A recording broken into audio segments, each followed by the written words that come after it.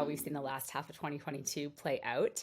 I would say my number one prediction, which I don't mean to be cheating, is to say that something unexpected will probably happen in the first half of 2023. What that might be, I do not know. But I think we've just kind of seen a world in which, even if there were projects that some of us felt maybe weren't as strong as others or whatnot, the kind of drama around it all has been very unusual. So number one prediction probably is that something no one can predict or no one would predict is going to happen.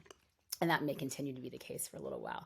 Number two is we're going to see, and this one I think is kind of a no-brainer, we're going to see a lot of activity in the US Congress, a lot of discussion, a lot of talking about potential legislation or rules or this kind of thing. Whether that translates into action, into concrete action, is a different question. But the activity is certainly going to remain the same. It's going to be, a hot topic. And then third is I think we're going to see more and more awareness of the importance of Asia and ASEAN in the ecosystem, whether that's from a regulatory perspective, whether that's in terms of adoption and user base, technology, being cutting edge, et cetera. I think we're going to see more and more expansion of the awareness of the importance of Asia in the broader systems over the course of the year. To some extent, I think it depends on how quickly the US does act.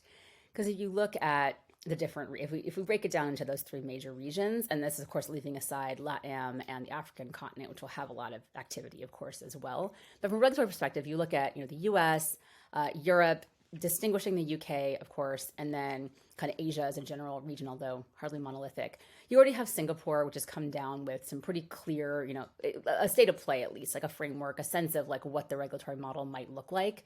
And you've got India leading to the G20, which has internally very different views. RBI has one particular view that's not particularly pro-crypto, but others, ministers and others and other parliamentarians have a slightly different view. It might be more open at the state level. Lots of Indian actors are very positive on the technology specifically, but it's hard to kind of know how India is going to ultimately wind up landing in some places because of the diversity of views and opinions.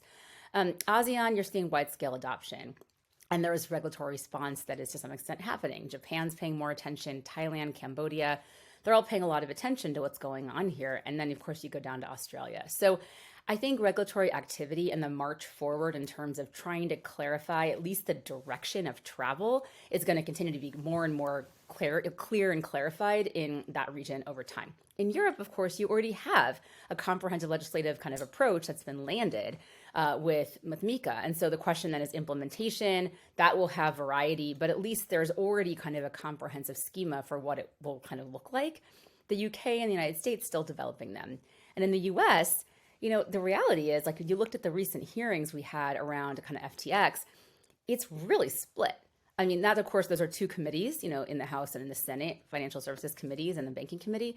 Regardless, there's a real divide. And so I don't think we know yet which way the US legislature is going to pull in terms of being pretty pro-innovation or being kind of anti-innovation, frankly.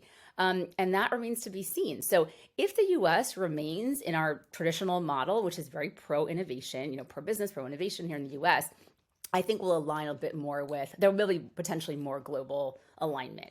If the US somehow loses the plot, in my view, and pulls super kind of anti, kind of Luddite-ish, then we're going to be a bit of an outlier in terms of the direction we're seeing in other jurisdictions. I don't know that any jurisdiction is prioritizing global alignment, which is really different from the way we've thought about things like data protection or data privacy in the past, where there has been a lot of discussion at a global level around what's the right approach to this topic area.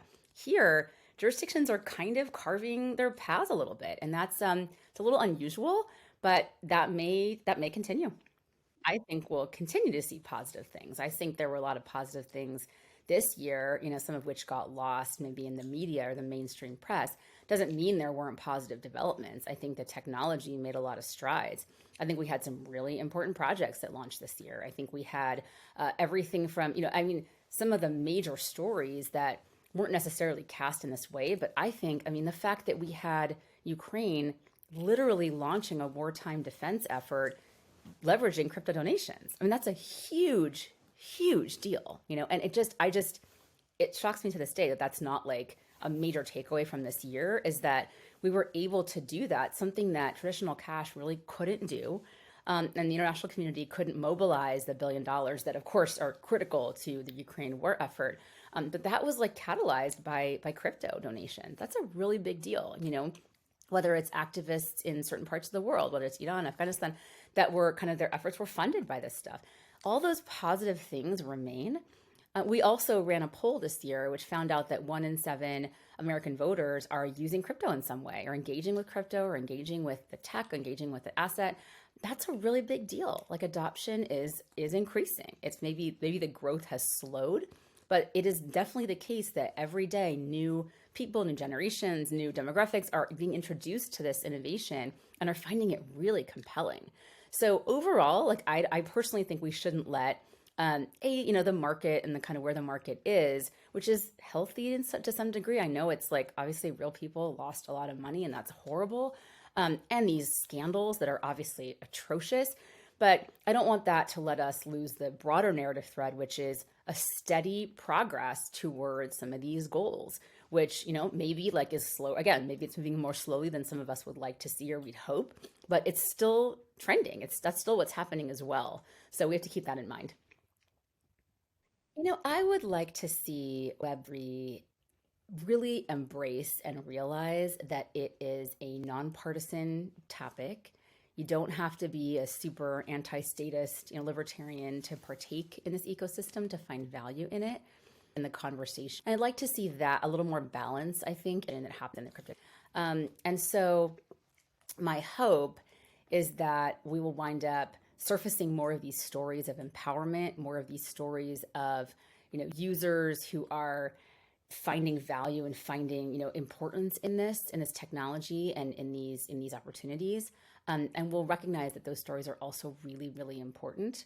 And we'll be a little more balanced in the way we talk inside baseball amongst ourselves and the stories that we think are worthy of a lot of this surfacing. I'll just say, I remain really proud to be a part of this ecosystem, a part of this industry. I think that it remains unparalleled in terms of potential. And I think we have to be realistic about the fact that, since the dawn of time, there have always been people who are trying to take advantage or exploit. 2022 was no different, but that, in my opinion, it makes me even more determined in some ways. It makes me even more determined to say, we got to create a regulatory scheme. We got to create an environment. We got to create technology where we disincentivize that kind of horrible behavior. We make it a lot easier to catch, and we make sure there's consequences that attach to that kind of predatory behavior, like we've done in other industries. And we have that behavior here as well, and we need to kind of acknowledge that and root it out and make it just much less attractive for folks that are inclined in that direction. So I take that as a responsibility personally, a responsibility of the Crypto Council, and something that all of us should be thinking about moving into 2023 is how can we all do better, and how can we make sure that what we're really building is a truly more inclusive global digital economy, because I think that is the goal.